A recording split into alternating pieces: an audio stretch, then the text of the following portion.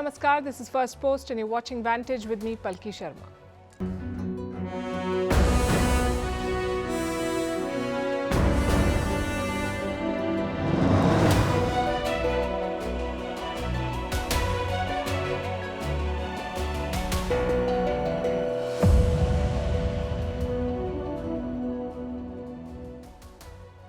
We begin with Iran again. Thousands took to the streets to mourn the death of President Raisi today. The funeral procession will go to 5 cities.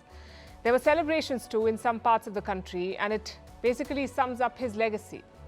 Tonight we'll talk about the succession race that his death has triggered and the many conspiracy theories doing the round. So much so that officials in the US and Israel are clarifying. We'll tell you all about it. Meanwhile, Joe Biden has talked about the ICC, about the arrest warrant that they may issue against Benjamin Netanyahu, and his statement exposes his hypocrisy.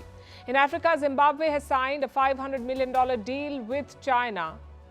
We'll discuss why it's a risk.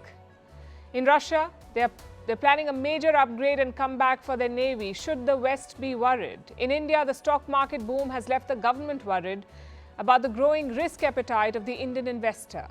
Why OpenAI is caught in a legal battle with Scarlett Johansson. Why a road accident in Pune has triggered a tsunami of reactions in India.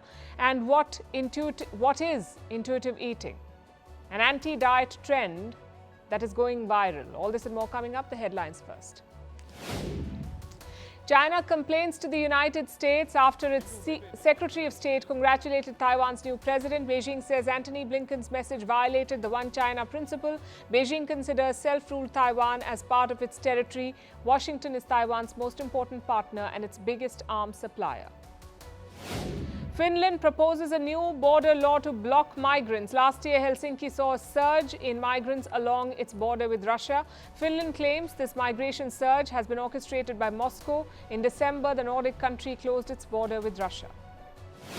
Severe turbulence on a Singapore Airlines flight kills a 73-year-old British man. 18 others had to be hospitalised. Many more were injured.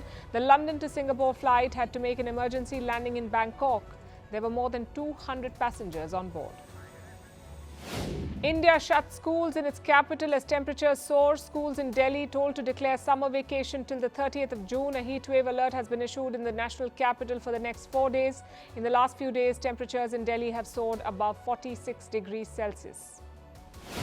And should children under 16 be banned from social media? Australian Prime Minister Anthony Albanese thinks so. He's endorsed banning children from having social media accounts until they are 16. The Prime Minister says online engagement at a young age can damage mental health. Firstpost reports from the world's second largest continent.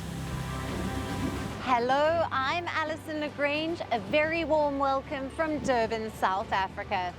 We get you the news and the newsmakers from Africa.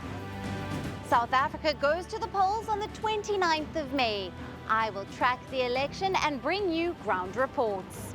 Is it the end of the road for the African National Congress? And will former President Jacob Zuma stage a dramatic comeback? From elections to climate change to innovations and opportunities.